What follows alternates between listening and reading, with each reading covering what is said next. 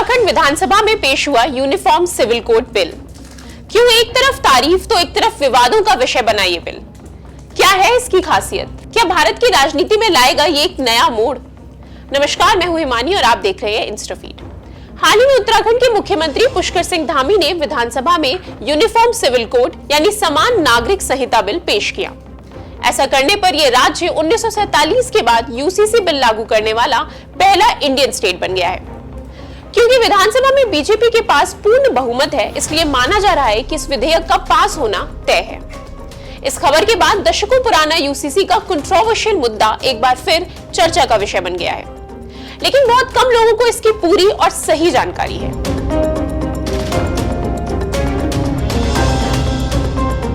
Uniform civil code यानी समान नागरिक संहिता का मतलब है कि बिना किसी धार्मिक भेदभाव के भारतीय समाज की हर धारा के लोग एक राष्ट्रीय सिविल कोड के हिसाब से समान रूप से ट्रीट किए जाएंगे। इसमें शादी, तलाक, विरासत, जमीन के रखरखाव, उत्तराधिकार और बच्चा गोद लेने से जुड़े कई एरियाज शामिल हैं। ये कानून इस आधार पर बनाया गया है कि आधुनिक सभ्यता में कानून और धर्म के बीच कोई रिश्ता नहीं है। एक जटिल मुद्दा होने की वजह से भारत के संविधान में आर्टिकल 44 के तहत नागरिकों के लिए एक यूनिफॉर्म सिविल कोड तय करने की जिम्मेदारी सरकार को दी गई है।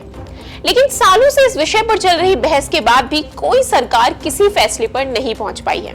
कारण इसका विवादास्पद रूप और राजनीतिक संवेदनशीलता।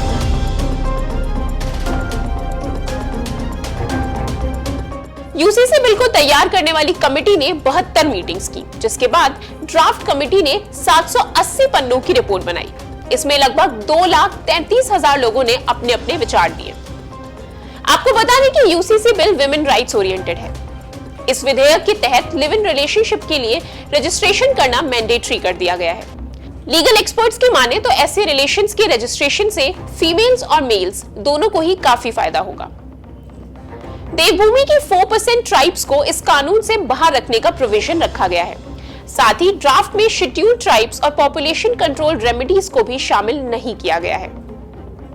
यूनिफॉर्म सिविल कोड बिल में अडॉप्शन प्रोसेस को आसान बनाने का प्रस्ताव रखा गया, जिसके साथ साथ मुस्लिम महिलाओं को भी अडॉप्शन राइट्स देने का प्रपोजल रखा गया। इस बिल में यह भी प्रपोज किया गया कि अगर हस्बैंड की डेथ के बाद वाइफ दोबारा शादी करती है तो लड़के के माँ बाप भी कॉम्पेंसेशन के हकदार हैं। इसी तरह वाइफ की डेथ के बाद उसके पेरेंट्स की जिम्मेदारी हस्बैंड पर होगी। यूसीसी बिल के मुताबिक अगर पेरेंट्स के बीच में कॉन्फ्लिक्ट होता है तो बच्चों की कस्टडी दादा दादी को देने का प्रपोजल भी है। लड़कियों की मैरिजेबल एज 18 साल से बढ़ाने के साथ ही पॉलीगेमी यानी बहु विवाह पर रोक का भी प्रोविजन है। इस बिल के मुताबिक लड़कियों को भी लड़कों के बराबर विरासत मिलनी चाहिए। यहाँ आपको ये बता दें कि कुछ रिलीजन्स के पर्सनल लॉ में मेन और वुमेन को सेम हेरिटेज का हक नहीं दिया गया है। मैरिज रजिस्ट्रेशन मैंडेटरी रखा गया है और ऐसा ना करने पर गवर्नमेंट फैसिलिटीज नहीं दी जाएंगी। भारी विरोध के चलते मुस्लिम कम्युनिटी के अंदर इद्दत और हलाला जैसी प्रथाओं पर रोक लगाने का भी प्रस्ताव है। कहने की जरूरत नहीं कि ये एक जटिल विषय है और साथ ही ये सिक्के के दो पहलू रखता है। जहां एक तरफ विकास है तो वहीं दूसरी तरफ विवाद है। बहरहाल उत्तराखंड सरकार ने एक साहसी कदम उठाया है, जिसका नतीजा अच्छा होगा या बुरा ये तो आने वाला वक्त ही बता पाएगा। अगर यूसीसी बिल से जुड़े आपके पास हैं कुछ सवाल तो हमें जरूर बताएं। हम कोशिश करेंगे कि उनके जवाब दे पाएं। लेकिन इससे पहले जरूर प्रेस करें हमारा बेल आइकन ताकि आप बने रहें इंस्टाफीड के साथ। जैसा कि आप देख सकते हैं कि यूनिफॉर्म सिविल कोड बिल की इस पिक्चर में कानून की आंखों से पट्टी हटा दी गई है और साथ ही उसके हाथ में दी गई है एक संविधान की किताब। ये इस बात की तरफ इशारा करता है कि औरतों से जुड़ा ये कानून अब आंखें खोलकर संवैधानिक रूप से सबको समानता का हक देगा।